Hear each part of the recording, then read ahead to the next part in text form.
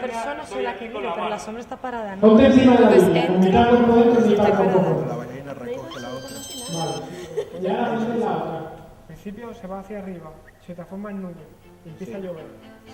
Bueno, siempre me dio un poco de respeto, ¿no? Y de miedo, entre comillas, el utilizar proyecciones sin que estuvieran, digamos, bien justificadas y sin que estuvieran bien empleadas. En nubes, yo creo que era, más que nada era la obra la que me pedía, la que tenía la necesidad, la propia obra, de utilizar proyecciones. Y en el caso concretamente del cuadro en que se metió las proyecciones, eran porque queríamos utilizarlas como un efecto surrealista, un poco más abstracto. Trata de coger, de entrar por este punto, Sí. no tan arriba, por aquí, y coger algo que está más abajo, ahí. Lo que yo realmente quería era investigar con él sobre una idea puntual, que era el trabajo con las sombras, ¿no? Es decir, en Magritte había unos ciertos, no sombras, pero había unos personajes que iban como de negros. Entonces yo no quería trabajar esos personajes con los bailarines, pero sí quería trabajarlo con las sombras.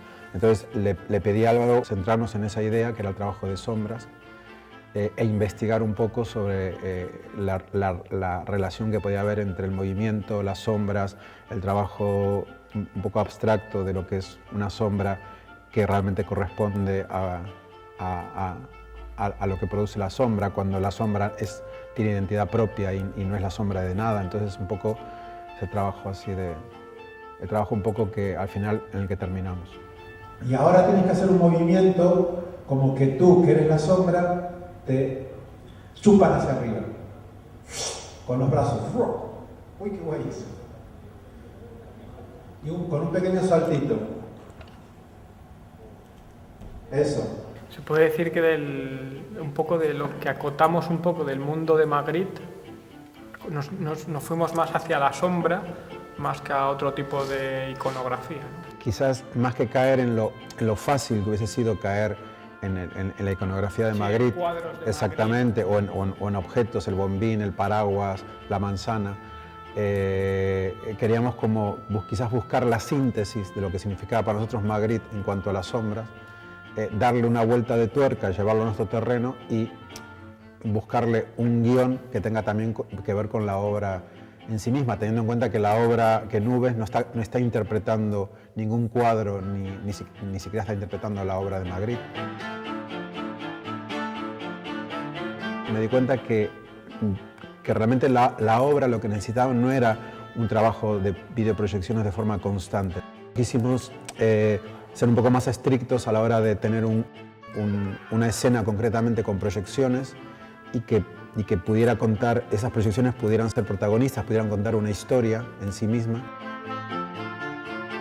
Queríamos jugar con la idea de venderle al espectador la escena anterior, es decir, que el trabajo que la escena de videoproyección, ¿no?, que hablábamos con él, exactamente, no apareciera en cualquier momento porque sí, sino que estuviera justificado, y en este caso estaba bien justificado porque, bueno, después de que Álvaro vio varios ensayos y yo le mostré un trabajo de sombras con focos que luego quedó realmente en la obra, entonces se propuso que ese trabajo de sombras que hay realmente al principio de verdad, donde tres bailarinas bailan con el foco y hacen sombras, que al final son sombras normales como puede hacer cualquier persona frente a un foco, que eso trajera de alguna forma el trabajo de videoproyección de Álvaro, que estuviera fusionado, pero que de alguna forma, como el público ya había comprado la idea de las sombras reales, ya se quedara con esa idea de sombras reales y de alguna forma ahí podía venir un poquito el trabajo más mágico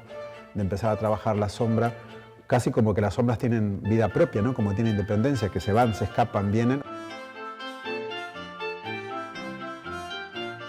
Nos dimos cuenta que era mucho más efectivo que la sombra fuera al principio como una sombra real, que la gente identifica con la bailarina que está a la vez bailando en escena, y llega un momento de la proyección en el que empezamos a dejarnos llevar por el mundo de Magritte, empieza a multiplicarse o empiezan a pasar cosas que se salen de la realidad.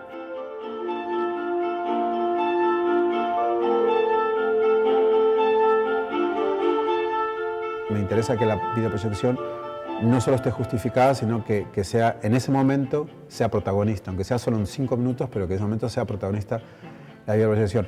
Sobre todo por los trabajos de Araka Danza, no es un trabajo concretamente donde solo la coreografía esté transmitiendo algo, es decir, que la coreografía tiene que estar muy apoyada, y lo está, por el trabajo de Elisa en el vestuario, por la luz de Pedro, por la música, por los objetos. Entonces, en este caso yo quería que el trabajo de Álvaro de videoproyección fuese exactamente igual, ¿no? Pero al final creo que nos hemos quedado con lo esencial, ¿no? Que es el blanco, el negro, lo que es una sombra, lo que es el trabajo de luz y sombra, y creo, y sobre todo que yo le decía, quiero que sea un trabajo muy elegante, muy sencillo de ver. Yo quería que fuese un trabajo muy... que sumara sí, dentro de un equipo. Y sobre todo que fuera artesanal, ¿no? Eso pasa también porque, de alguna manera, Araka Danza es, en el más estricto significado de la palabra, una compañía. Y eso es también muy atrayente a la hora de volver a trabajar en futuros proyectos.